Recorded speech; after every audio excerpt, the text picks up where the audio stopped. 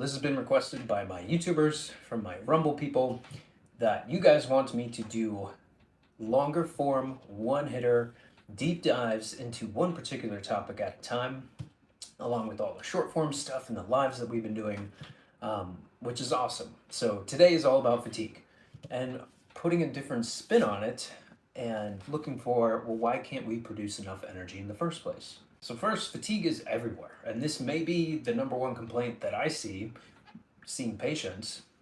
But what if I told you that fatigue isn't what we should be going after? The real problem is, why aren't we producing enough energy? So this isn't about what do I take, this is about why aren't my cells producing enough energy? So if you woke up dead tired today, drop a little battery emoji in the comments, or if you need coffee to function, drop a little coffee cup emoji down there, and let's crack this thing open. So we're going to be looking at what steals your energy, what are the tests that matter the most, and what brings that energy back.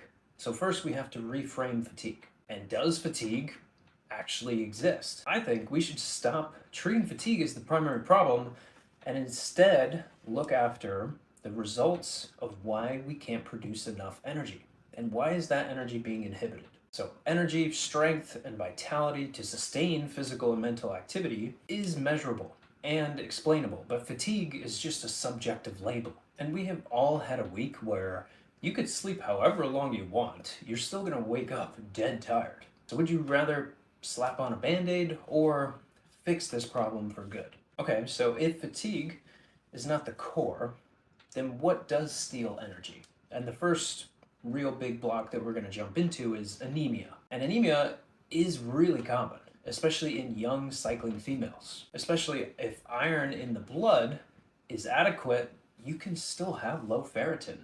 And now your storage form of iron is low, and you're still anemic. And that's the key. Ferritin is like your reserve tank. And this is why men will typically suffer from something like anemia less, because one, they eat more red meat, and two, they're not cycling. So they're not getting rid of red blood cells every single month. So why this matters is if your red blood cells are getting low, which is essentially what anemia is, you can't carry oxygen. And if you can't carry enough oxygen, your mitochondria are not going to have fuel to produce energy. So very low or no iron, poor oxygenation, no mitochondrial reserves. So this is where a CBC, serum iron, total iron binding capacity, iron saturation, ferritin, all these markers are extremely important. And I want to emphasize ferritin because ferritin is honestly missed most of the time and not even run by most practitioners. And this is so key because normally people will have a good amount of serum iron, but they will not have enough in storage in that form of good ferritin. And I've had patients with this exact scenario where iron itself looks pretty good, but then ferritin is super low. There's no storage of it. And she had a lot of GI complaints and there was an ulcer in there. So she had to get a colonoscopy and they had to repair that ulcer. And this is why it's key to figure out if there is internal bleeding going on, which can be very subtle. You don't have to have blood in your stool. It can be so small that you don't even notice it. And once you fix the source, then your energy starts to return. So ladies, when was the last time that you had your ferritin checked? And if you've been told that your iron is normal, ask for ferritin. Get that lab done. So now to transition from issues that can go on with the blood to the cell membrane, and primarily electrolytes. So sodium and potassium pumps exist in every single cell membrane, and they are critical for nutrient transport and electrical activity. And just as a side note here, chloride is needed to form hydrochloric acid in the stomach.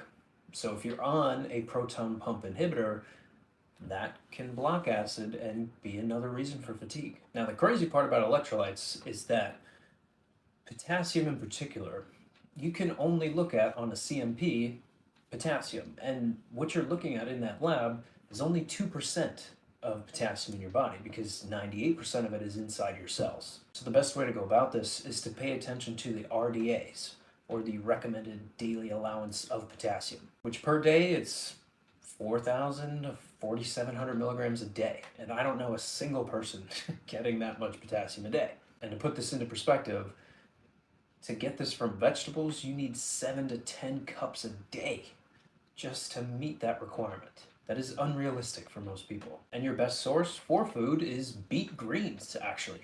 They are the highest containing potassium rich food on the whole planet. And when you start to focus on potassium rich foods, it's not just your energy that improves, it's also your sleep patterns and even your blood pressure. And salt is not the enemy. Let me be very clear. Um, the table salt at a diner, yeah, you don't want that stuff. That is bleached, that is processed garbage. What you want is a pink Himalayan or Celtic sea salt. There's so many people that are just drinking plain dead water with no electrolytes in there, and that's why you're peeing all the time. And why this is so important is electrolytes are like the pump for that cellular membrane to bring nutrients inside the cell and outside the cell. So your best potassium rich foods, definitely number one, beet greens by far. Also, most of your leafy greens, even potatoes and avocados too. But you may need to supplement on top of that with some of the salt electrolytes that we talked about earlier. Another one that's often forgotten is chloride, which is very much needed for producing enough stomach acid. And when you have enough stomach acid, you can break your food down properly and create energy from doing so. And this is why with the proton pump inhibitor, fatigue is one of those side effects. Not only will you won't be able to produce enough stomach acid, you won't be able to break down your food as much, and you inhibit the absorption of things like B vitamins and iron. So to be honest with you, I don't know anybody that eats 7 to 10 cups of vegetables a day. And I definitely don't see enough people adding things like salt to their water. So if you keep hitting a wall at 2 or 3 p.m., you need to ask yourself, okay, am I deficient in some key essential minerals? Electrolytes basically set up the stage for you to have good, proper energy production every day. But now let's get into stress and cortisol and how that depletes the tanks when this is excreted way too much. So cortisol, the circadian rhythm, and why women break down differently. So cortisol is the stress hormone that is driving your energy rhythm throughout the day. It's your circadian curve, so to speak. So the typical pattern is that when you wake up, it is usually the highest, and that's to wake you up. So it should spike up and then be gradually on a decline throughout the rest of the day, right before you're ready for bed. And in a chronic stress scenario, you may have that normal elevation in the morning, but then it drops off super quickly. Or you just don't have that pickup at all, and now you feel tired from the moment your eyes crack open. And women are more affected by this because they lack the male compensatory testosterone push, and hence why chronic fatigue syndrome is more common in women. And you can measure this. You can have a Dutch test ran that looks at your circadian rhythm of cortisol patterns throughout the day and your metabolized cortisol as well, the overall production. And ongoing mental stress keeps that demand higher, but production can't keep up. So symptoms are waking up tired, mid-crash, mid-afternoon, difficulty recovering, things like this. And my favorite test to evaluate something like this is a Dutch test from Precision Analytical. And this is why it's so key, because when you have that lab to look at, you know how to tend to somebody's sleep hygiene, you know how to reduce that stress using different herbals and tinctures, and maybe even capsules to regulate these rhythms as somebody pairs up the lifestyle fixes that are needed too. Because if you don't fix the lifestyle things, you're gonna be taking supplements forever. And just as a side note, men have that testosterone buffer. So we can sometimes get away with a little lack of sleep here, stressing out a little bit more here, because we have that testosterone to rely on for energy production and drive and focus. So ladies, have you ever had your stress hormones tested? Rather, have you ever had all of your hormones tested? Most women think that estrogen is a hormone. It's not a hormone. It's a classification of hormones. There's 9 different estrogens that you can test for. And not only that, but chronic mental stress will lower the immune response.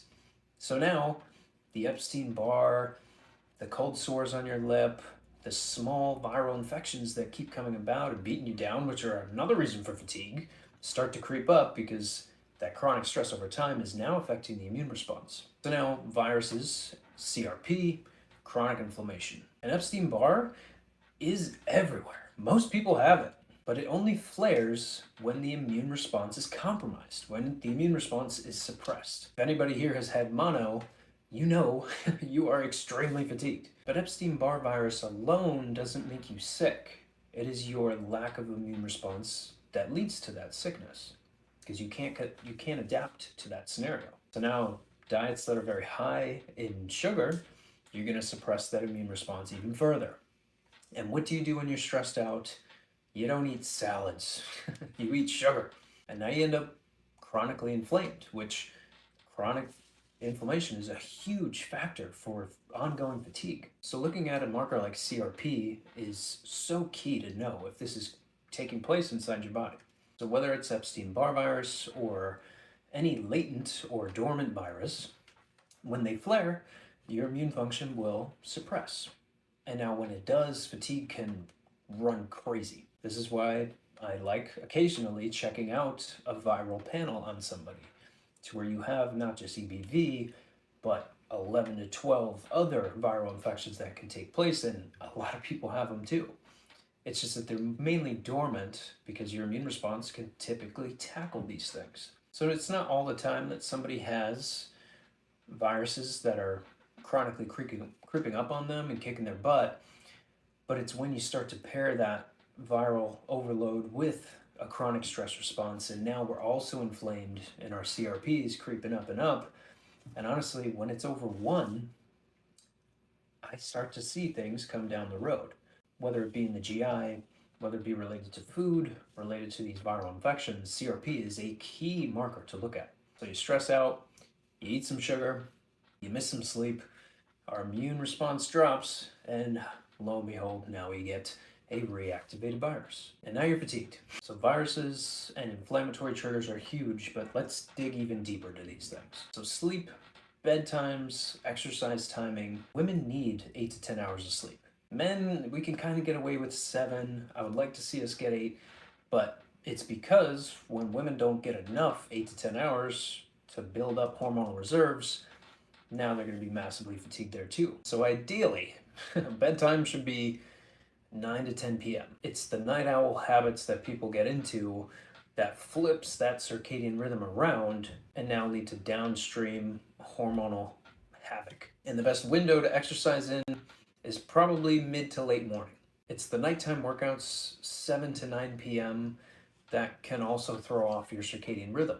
Also, antihistamines, statins, psychiatric meds, high blood pressure meds, especially diuretics. All of these things, depending on what you're taking, can change cerebral blood flow. They can change neurotransmitters. They can lead to potassium depletions. And at the end of it, you're fatigued. And why that sleep timing matters is because you can start to signal proper melatonin release. And from that, you have good hormonal rhythms and normal pituitary function. So key steps to be doing: changing your screen to have blue light filters on it. And you want to turn that blue light filter on as soon as that sun starts to set. Even watching that sunset can help with this too. Or like sitting by a campfire. That infrared light does stimulate melatonin production. And of course, winding down. Not doing anything that's going to create a ton of heart pumping, energetic type of movement. And keeping a consistent bedtime. That exercise timing is key too, because you get to burn off some of this excess fuel and also replenish a lot of the tissues in your body with healthy blood flow, good nutrients, and synergize hormonal rhythms. So now to get into the thyroid, mitochondria, heavy metals.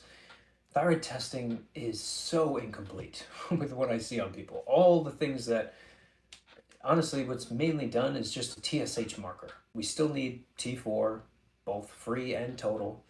We need T3, free and total. We need reverse T3. We need to look for different forms of antibodies as well. And then those cofactors here too. Selenium, ferritin, iodine. These are key things to be looking for and to be testing for. So if you have very low thyroid hormones, T4, T3, free, total, it depends on what scenario is going there, because there can really only be 4 different scenarios for the thyroid.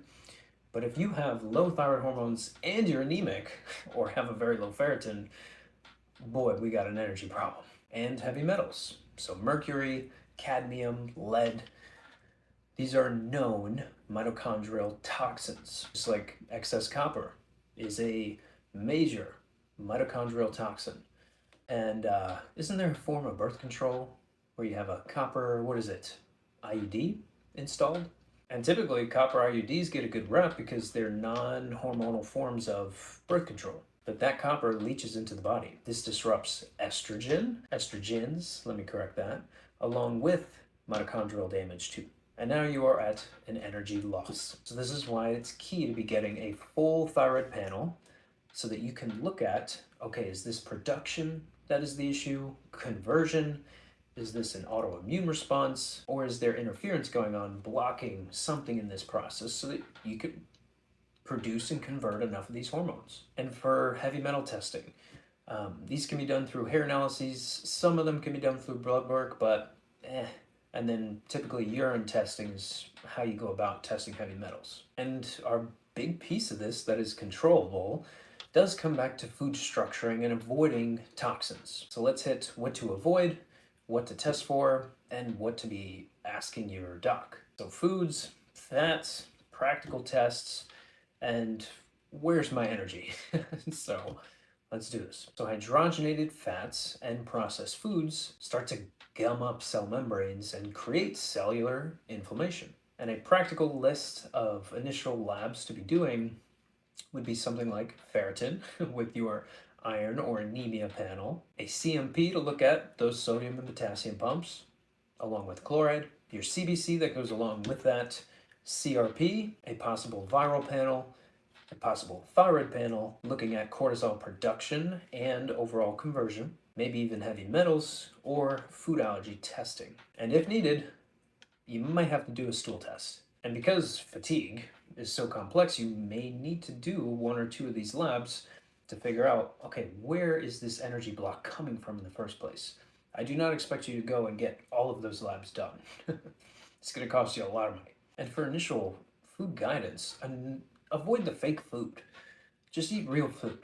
If it has more than one ingredient, it's not a whole food, and there's more than likely other ingredients in there. I typically 3 to 5 ingredients is all I want in there. Cut down on your sugars, cut down on your processed foods, so that you can get more of an immune response developing. And not only that, but you can start to drive down chronic inflammatory levels. Also adding in some of those electrolytes, moving your body earlier in the morning, seeing the sun earlier in the morning so that you can start to reprogram your brain and the circadian rhythm, get your blue light off after sunset, and get in bed around 9 p.m. Maybe even shoot for 8:30 so that you could be dead asleep by 10 p.m. And you want to shoot for that 8 to 10 hour window for women. So fatigue is not normal. It is your body's way of telling you that your energy production is slammed low. And we always want to test these systems, find where these blocks are taking place, remove them, and then support cellular function. That's how you get energy back. You don't need 3 5-hour energies every day. So if you guys have some baseline testing already, or you're looking to get tested further, comment down below or reach out to me to my email. There is no magic supplement or pill that you can take to cure anything. It is about testing your body to figure out the why behind why you feel this way. From there, you can develop a game plan on how to structure food, your lifestyle, and if supplementation is even needed, and how to guide on when to stop supplements.